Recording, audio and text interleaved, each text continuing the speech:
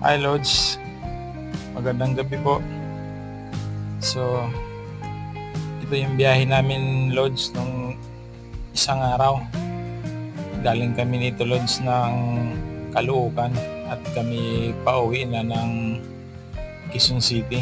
Kasama ko pala ngayon dito Lods yung back ride ko sa likuran ko, yung tsuhin ko.